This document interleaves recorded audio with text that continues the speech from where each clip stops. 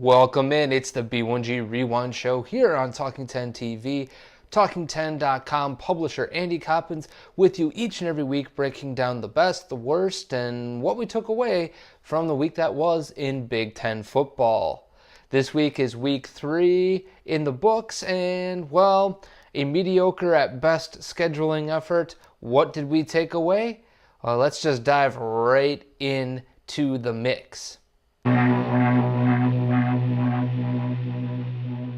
And as usual, we're going to kick off the show this week with our biggest win of the week.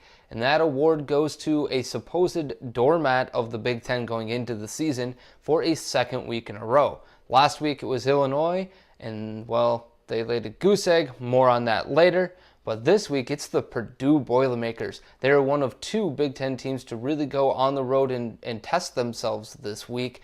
And both teams came away with flying colors. Wisconsin wins 40-6 over BYU. Impressive, but not nearly as impressive as what Purdue did going into Columbia, Missouri. And Purdue put up 35, that's right, 35 first half points en route to a 35-3 win on the road against Missouri. And we know the host Tigers are likely the doormat of the SEC East Division. But would any Darrell Hazel-led Boilermakers team have gone into SEC country and won that game? Nope. Let alone dominate on both sides of the football, which is what Purdue did here. Now, Missouri fired its defensive coordinator after week 2, and it didn't help matters. Will the offensive coordinator be fired next? I mean, how about the head coach? Things are pretty bad in Columbia. Now, the interesting part here is that we've now gone from coaches on the hot seat because of close wins against Purdue to coaches on the hot seat because they were just blown out by the Boilermakers. What a difference one offseason has made in West Lafayette, and we'll see if this can continue going forward. As for me, I wouldn't be so surprised to see Purdue pull an upset in Big Ten play.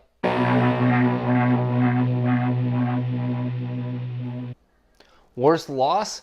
Can't get much worse than what Nebraska did on Saturday, blowing a chance to win the game late. And, well, if this was 3 or 4 years ago, losing to Northern Illinois wouldn't have been a shameful thing for any team in the country, let alone the Big Ten. But the Huskies have regressed a bit as a program and aren't considered a Group of 5 contender. Or at least they weren't until they went into Lincoln, Nebraska and took down the Huskers in their own backyard, winning 21-17 on a late touchdown thanks to blown coverage by the defense. Tanner Lee was much hyped, but this wasn't his day with not one but 2 pick sixes to deep six his team's chances in this one. Now hopefully Big Ten teams have decided to stop scheduling the Huskies, because it seems to not work out in their favor all that much as of late. And I'm sure Mike Riley would second that opinion. As we continue to improve here on the B1G Rewind Show, we're working in a brand new segment, and that's win that makes us worried the most. And that award goes to the Iowa Hawkeyes this week. Obviously, going out and scheduling North Texas was supposed to be a good palate cleanser after the rough and tumble nature of the Cy-Hawk game a week ago. Instead, this game turned into a nightmare scenario for the Hawkeyes. Both star running back Akram Wadley and James Butler limped off the field and never returned. Same for emerging star tight end Noah Fant. That's 3 of your 3 best offensive players. And that's not to mention the issue with Ike Bodiger, and, well, you get the point here. The news on Monday did look better than the game on Saturday, and with the bye week coming, that trio may get back on the field. The key word is may. We'll see about Butler and Fant. Those two seem a little more serious than Akram Wadley's injury. But still, injuries to a position with questionable depth before the season, not exactly a good look. Neither was the fact that this game wasn't under control until the second half, in which a 14-10 lead for North Texas turned into the final 31-14 scoreline in favor of the Hawkeyes. And Iowa better wake up in the first half if it wants to compete against the top of the Big Ten. And Saturday, that didn't give me much confidence, injuries and all. One more news segment on the show, and it is our Player of the Week. Normally, this is just kind of sandwiched in with the rest of all of the talk of the Big Ten, but we're going to break it out going forward, especially since the majority of games will be Big Ten games moving forward. That said, who is our Player of the Week for Week 3? This is an easy one for me, and that is Wisconsin quarterback Alex Hornibrook. Here's the simple truth. You can't play much better or more efficiently as a quarterback than Wisconsin's Alex Hornibrook did on Saturday against BYU. He went a crazy 18 of 19 for 258 yards, 3 touchdowns, and most importantly, a goose egg on the interception board. That 94.7% completion rate happened to also set the Badgers' school record for single game completion rate, topping Brooks Bollinger's previous school record of just 94.4, set way back in 1993. Not only did Hornibrook do that, but he went gangbusters just 1 week after limping to the finish line and making plenty of people wonder what was going on in Badgerland. For that record-setting day, on the heels of a really bad one in Week 2, Alex Hornibrook is our Player of the Week. All right, it is time, folks, for what you've all been waiting for. It's our 5 B1G lessons for the week. First up, Mike Riley's days could be numbered. And now, if you want to go over to talking10.com, we highly suggest it because our Phil Harrison has a great in-depth piece looking at what is going on in Lincoln as the Huskers limp into Big Ten play with a 1-2 record out of conference. Sure, they'll get Rutgers to open things up, but this team is really struggling on the field. Now, Riley is winning off the field, especially on the recruiting trail, and that may be his saving grace. But what we saw from the Huskers offense on Saturday was downright awful. If that is the best a supposed offensive guru can bring to the table in year 3, is it time to consider another change at head coach? The natives of Cornhusker land are getting restless, so unless there's ultimate patience and the foresight from the AD, Sean Eichhorst, to know Riley's recruiting classes are going to pan out, well, we could be looking at a team in long-term trouble. Not even winning a division crown is unacceptable at Nebraska. No matter how good fellow supposed contenders Iowa and Wisconsin are, you have to beat those teams to prove you deserve to be back. And it is hard to see the Huskers doing that in 2017, given what they've proven on the field. Well, I shouldn't say proven, more like disproven on the field in 2017. Our second takeaway, we're going to go to the East Division and let you know that JT Barrett got his groove back. OSU quarterback JT Barrett has been much maligned as a pure quarterback, and rightfully so most of the time. However, he got his groove back against Army, completing 25 of 33 passes for 270 yards and a pair of touchdowns. It was a great performance. It's just that it came against A-R-M-Y, Army. Do you trust that this is the real Barrett shining through, or just that this was an inferior, albeit improving, Army team? I'm personally inclined to the latter, given Barrett's past performances, even against so-called weaker teams in the past. Let's just say I'll believe he's fully got his groove back when I see it against a Penn State or Michigan. After all, this was the guy who hadn't completed over 60% of his passes until the Army game.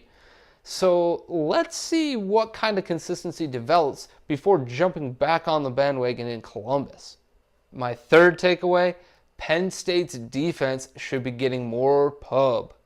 Now, what the Nittany Lions offense is doing is just insane. No ifs, ands, or buts about it. The points, the yards, and the personalities doing it all make them easy targets to get a lot of publicity.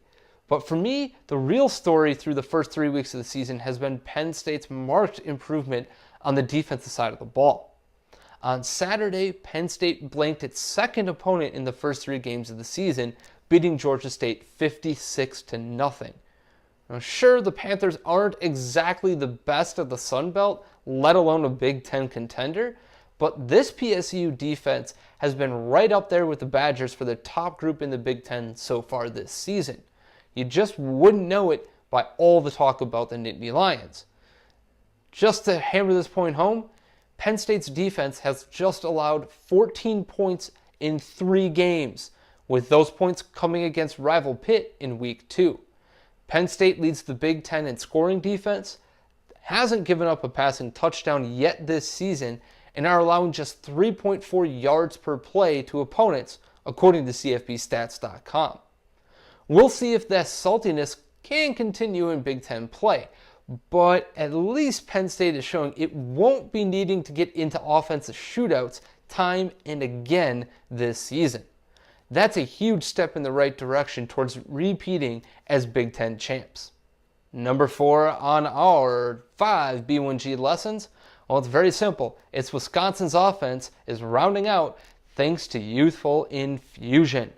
If you've been living under a rock, please allow me to introduce you to Wisconsin's next star running back. Now, most would have said it was going to be sophomore Bradrick Shaw heading into the season. Nope. Instead, it is true freshman Jonathan Taylor out of the state of New Jersey. And yes, another star running back at Wisconsin with Garden State roots. He's 6th in the nation with 483 yards through 3 games, and one of those games he didn't even start. Taylor also has 5 TDs on the ground, which puts him 5th in the country. Now, unless you believe that Taylor is the only youthful star for the Badgers, let us introduce you to a trio of wide receiver difference makers. First up, former basketball star turned amazing recruiting find in sophomore Quintez Cephas. He led the Badgers last weekend against BYU with 5 receptions for 54 yards and a pair of touchdowns. And then fellow sophomore A.J. Taylor has become a weapon in the slot. And then there's true freshman Danny Davis, who has blown past opponents for the majority of the non-conference season and finally got a catchable pass deep from Hornibrook for a 50-yard gain this past weekend.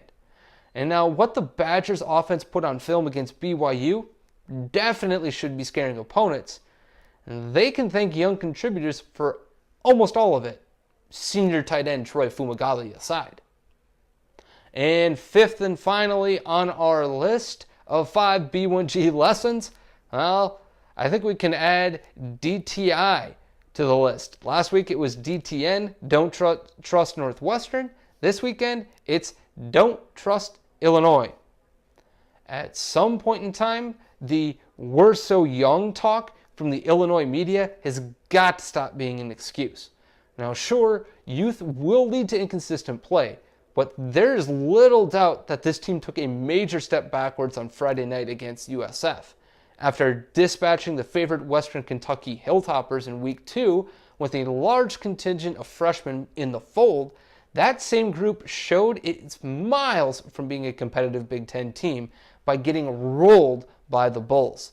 Things were so bad that Chase Crouch was pulled at halftime, and Jeff George Jr. at least seemed to spark the offense in a second half that felt a lot like garbage time for the Bulls. Now, can the lessons be learned quickly and the deficiencies shored up in time for Big Ten play? Having a bye week to figure things out certainly won't be a hindrance to any future success. Schedule after the bye week, well, that's going to be a different story. And if Illinois' youthful players can't get up to speed fast enough, this is going to be a brutal second season for Lovie Smith in Champaign. On behalf of everybody at Talking 10, please make sure you subscribe to our YouTube channel here below. Don't forget you can support our independent coverage of everything Big Ten by going over to designbyhumans.com/shop/talking10.